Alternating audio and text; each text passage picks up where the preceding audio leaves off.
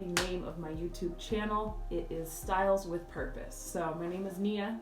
In Swahili, that means purpose. So I'm going to be doing hairstyles, and I wanted the Styles with Purpose to mean that you guys are doing styles with me, but I also wanted it to mean that every style that you're doing it with purpose. So a little play on words there. I shouts out to Annie, my cousin. She had to help me come up with the name of my YouTube channel, so love you. I wanted to talk to you guys in this video about a couple of things. I currently reside in Denver, Colorado. If you know me at all, you know that I was either previously living in LA or I was living in San Francisco. I've been a California girl for the past 4 years, and now I'm a Colorado girl again. I am back, and I am here to just document my life and the journey I'm going on. I want to be able to encourage people who are struggling with their natural hair journey that it is possible. I never thought I would be a natural hair girl, and I think one of the biggest quotes I live by in life right now to this day are that you need to have an insatiable curiosity for your potential. Every time you think that you cannot do something you want to do, or you have an idea that you would be good at, take all of those fears and anxieties out and just try it. Just try it. And that's what I'm doing right now. I don't like being behind the camera.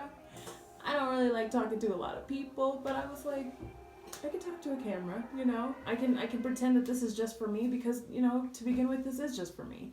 And hopefully once I start uploading videos, I'm getting positive feedback, because I don't accept negative energy. It just doesn't work with me.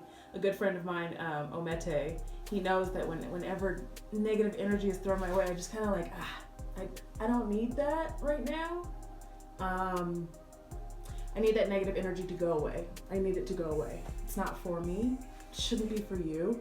And I think the biggest way to avoid stress in life and stressful situations is just to focus on how you're reacting to those situations. That's it. We'll discuss more about this. I'm gonna go hop in the shower. We will be back to talk about this a little bit more, and you guys are in for a wild ride, okay? This natural hair journey is about to go off. I'm excited for the ride. So let's get into this video. I will actually be voice recording over the majority of this video.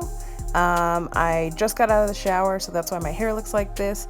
Please stay tuned for a wash day video coming very soon, and I hope you guys enjoy. What I'm doing is I'm putting these 8 sections into smaller twists. The majority of these twists are going to be 3-strand twists. I am testing out this spray product for the first time. I typically do not use spray leave-in conditioners, but I like the Carol's Daughter brand, and I was like, you know what? This will work. So I bought it and then immediately regretted it. You know, I have tried a spray leave-in conditioner before, but I obviously forgot. It must have been years ago. I just feel like with the thickness and the texture of my hair, I need a cream or a custard or something that is an actual leave-in. I think of a leave-in conditioner and it does not consist of any type of spray. So my mistake. Throughout this video, you'll actually see me applying a couple more leave-ins on top of this spray because it's not for my hair. If you're gonna use a spray leave-in conditioner, I'm assuming you probably have like 3A or finer type hair, and that's totally fine. If that's what works for you, then please continue to use it. And if you have thick hair and that's what works for you, please use it. But I'm gonna go ahead and talk through this and use this leave-in spray to the best of my ability. If you want my recommendation from it, I'm not going to recommend it for you. For me, it didn't work well at all. My hair got super dry really quickly, and if I had like a creamy leave-in conditioner or a custard leave-in conditioner on there, I don't feel like my hair would have gotten that dry. I could have applied more, but you know what? I made everything work out just fine. Right here, I am kind of just finishing out that first section. I do not use combs or brushes, like ever, like hardly ever. I think the one tip that I could share with you and what really helped me the most on retaining my length is that I finger detangle. I don't manipulate my hair with brushes or combs a lot, and if you can see right here, I'm applying oils and creams and custards and everything on top of that leave-in conditioner because it wasn't awesome. But I finger detangle, and it really works for me to retain length. I would say it's definitely more of a lengthy process. If you are not patient, do not finger detangle, because I really take my time to get through every bit of hair just to make sure that it's fully detangled. I just don't want to use a brush or comb to do it. So I am preparing this first section to become a 3-strand twist, and I would say the only difference is that if you're doing a 3-strand twist, it stays a little bit tighter than the 2-strand twists. And you can actually see I'm applying edge control to my parts right here. That's what I wanted to do to keep these 3-strand twists at least neat and clean, because I didn't know how long it was going to take for them to dry. Living in California, it would take about 2 or 3 days for them to dry, and I wasn't sure if there was going to be a time difference while living in Denver. So you section it into 3 sections, just like you're about to do a braid, but the only difference is it's a twist. So instead of one twist going over the other, or one hair strand going over the other hair strand, and so on and so forth, you do 1/2, and then you just go back, grab that first one and put it over the next 2. So I have that first one, and then this is going over those 2. I pull that first one, put it over the next 2, first one over the next 2, and so on and so forth. Looks like I'm just twisting it because those 2 I have in one hand. If you are trying out 3-strand twists for the first time, I recommend, if you're going to hold those other 2 in one hand, separate them between those fingers on that other hand, because it's so easy for them to mix in and then you get lost hair strands. And I will say the one thing that will stop your 3-strand or 2-strand twists from being like super poppin' is if you like accidentally grab a couple strands from the wrong section and pull it to the other section, because when you untwist those, they're going to untwist exactly how you twisted them. So if you're untwisting them, those couple of flyaway strands that you had in that first section that got caught in your other section are going to cause frizz, or they're going to show once you untwist that strand. I hope this is all making sense to you guys. You take the first strand, you put it over the other 2, and then you start with that next strand that's at the beginning. So I'm gonna show you guys a couple more. I definitely have gotten the hang of it. I tried doing it, and my first time around I was not great, but I would say practice makes perfect, and now this is probably my 4th or 5th time doing it, plus I'm doing 3-strand twists all through my head, so with time it definitely gets easier. I am having to add a little bit of edge control to the ends. I comb through them just to make sure there's no knots or flyaways or anything that's going to make it difficult when I'm taking it down. And I am content with this first 3-strand twist. You can see that it's staying pretty tight. I want to keep twisting it to make sure that it's tighter, and so that when, over time, depending on how long it takes to dry, if it unravels at all, it will still be able to hold that shape. So I'm on my second 3-strand twist. I'm applying a leave-in conditioner, black castor oil, avocado oil, and a gel. I think that when you do 3-strand twists, if you add a little bit of gel, you don't need to do a lot. You're not trying to define your curls that much. You just want a little bit of hold to add to the 3-strand twist. So the gel definitely allows my twist out to remain defined, and I am going on to the second one. This one I'm obviously got a little bit faster, but I'm showing you again. You take that first one, pull it over the second 2. First one over the second 2, so on and so forth. I would say that throughout every couple of twists around, I pull it to tighten it, and then I go all the way to the bottom. I want to make sure this is as tight as possible because it will unravel throughout the drying process. I am finishing up this 3-strand twist. And again, once you get to the bottom and you have about an inch or so left, I Sometimes we'll create that into a 2-strand twist so that it's easy to take out, but I want to make sure that the end is staying 1 strand, the very end. So I will apply a little bit of edge control to the very end so that it stays and it won't be frizzy when I go on to the next one. Also, if you're doing twists or braids and the ends are like not combining at all, that means you're probably due for a trim. So it's a good tip to be aware of. Take care of yourself. So every time I style my hair, I always like to try and follow the LCO method. And if you are not familiar with that term, L stands for leave-in, C stands for cream or custard, and O stands for oil. So the leave-in I'm using is the spray. Obviously, I need a type of cream and custard after that.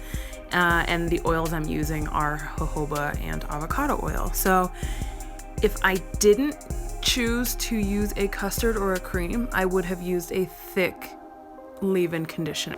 Also, a lot of the time, instead of a cream or a custard, people will use a gel in place. So that C could also be a G, and I am using a gel in here as well. So I'm using a leave-in, a custard, a gel, and oil. So LCO, I always like to finish with the oil because I feel like the oil seals all of the product and the moisture in together.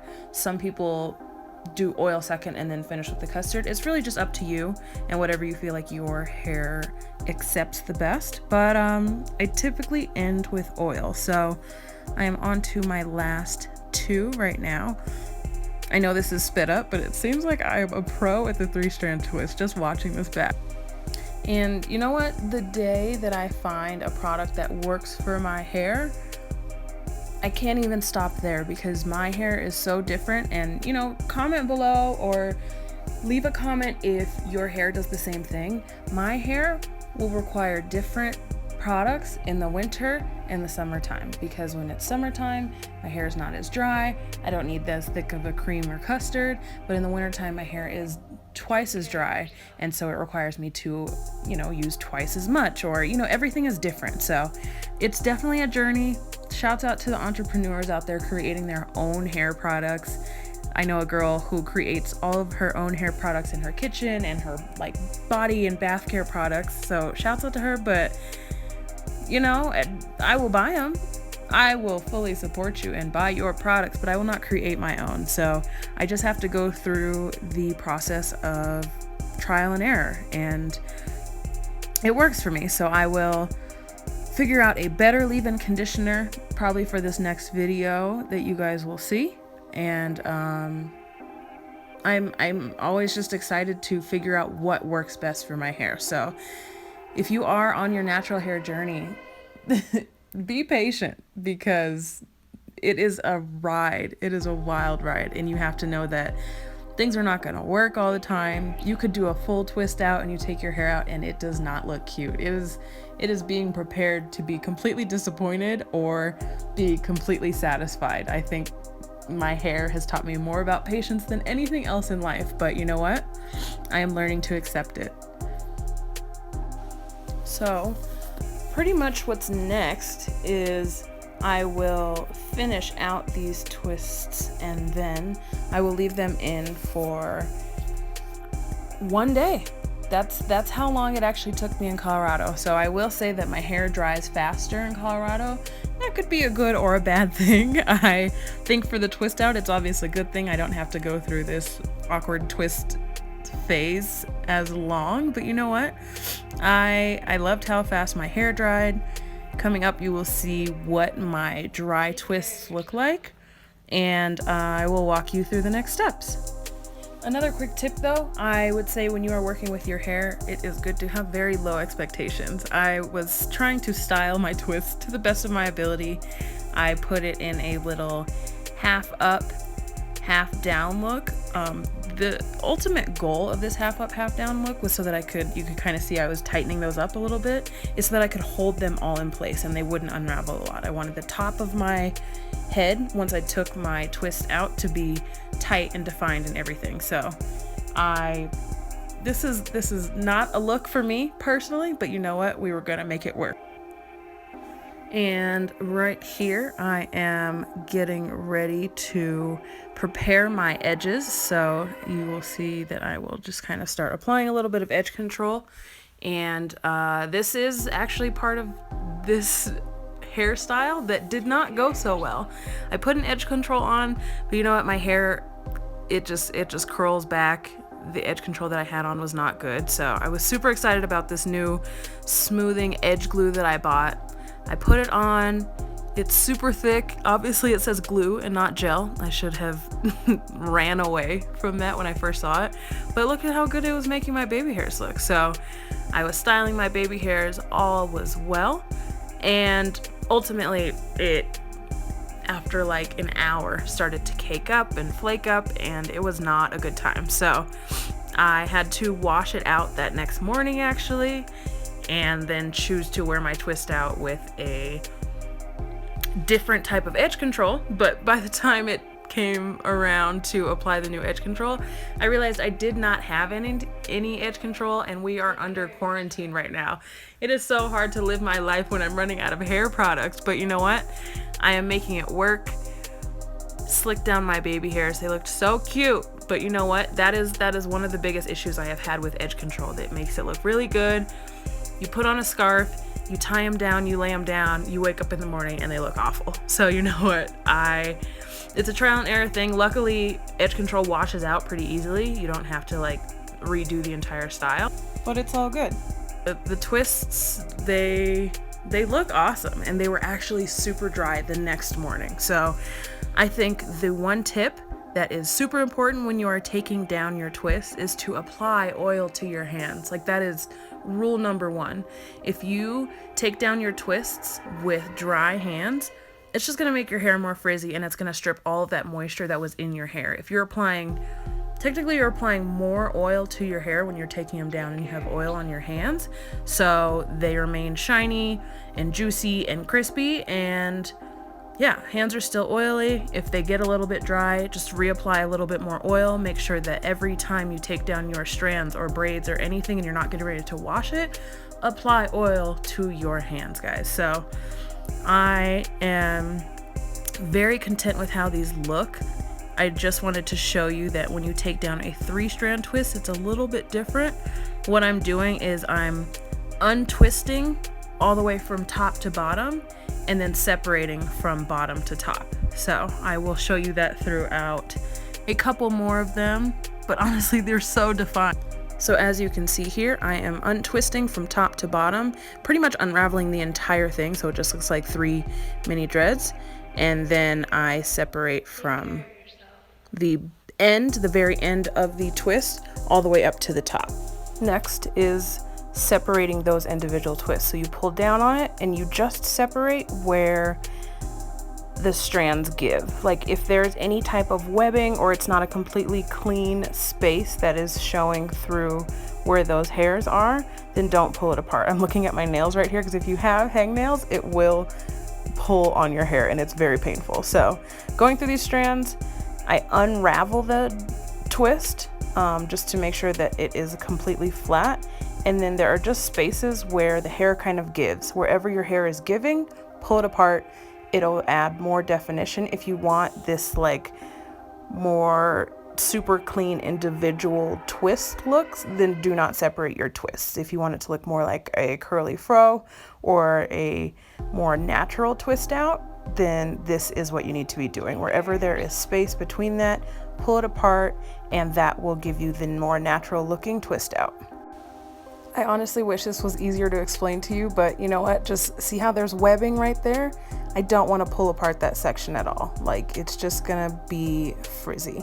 But you know what? I personally love the bigger, fuller twist out, but obviously over time it's going to get bigger. That's why day 1, I don't necessarily like my day 1 twist out. I'm more like a day 2, day 3 twist out, and that's when I know I am content with the style. So as you can see, I'm not separating all of the twists. I want it to stay kind of small and grow over time, but I definitely want it to have body. So I want the curls to stay intact, so I take out my wide tooth comb and just sort of start pulling at my roots so that I get more volume, but I'm not taking away the curls that I have. So this is a little trick that I wanted to teach you guys, separating them and then just kind of fluffing at the root to give it a little bit more body so it's not like a flat curly style and it doesn't look like fake. I think the way my hair is right now looks a little fake. I want it to have a little bit of that frizz and a little bit of the flyaway so that, you know,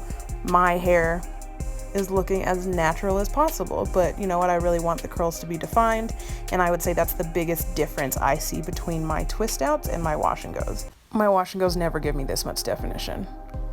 So for good definition, for me, twist out is the better option. And this is the final product. Like, super cute. I still could do a lot more separating on some of these, but honestly, like, this one is pretty big, but I'm gonna leave it. I think that over time I will start to separate a little bit more. I just wanted that fuller look today. So you can only achieve this full look if you separate almost all of them and then like pick the rest out. But I love this look. My twist out is like, if you do the 3-strand twist out, it's like a 99% success rate. I think that 1% is like the wrong product, but even then, if you let it fully dry, this is what you get. Twist outs are my favorite, but they are probably the most time consuming look. But this is it. Thank you guys for tuning into this video. Please like, comment, share, subscribe. I'm trying to help the world with the tips that I know, and I want the world to help me with the tips that they know. So set a goal for yourself, achieve that goal, because good enough isn't. Have a good night. Bye guys.